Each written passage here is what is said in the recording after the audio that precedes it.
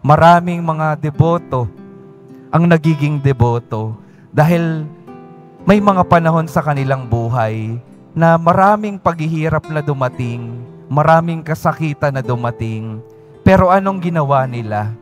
Patuloy na humarap sa ating Poong Hesus Nazareno, patuloy na nanampalataya, at yung patuloy nilang pagkapit at pagharap sa ating Panginoong Hesus Nazareno, unti-unting nagbigay ng pag-asa at kagalingan at himala sa kanilang mga buhay.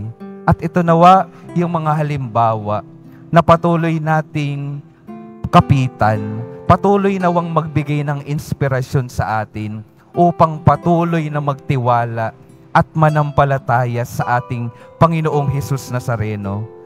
Dahil ang mga nananampalataya, ang patuloy na nagiging tapat sa ating Panginoon, uulitin ko po, hindi niya pababayaan at magwawakas ang buhay sa lubos na kagalakan. Dahil ang wakas ng mga taong tapat sa ating Panginoon ay ang pananatili sa Kanyang presensya sa habang panahon.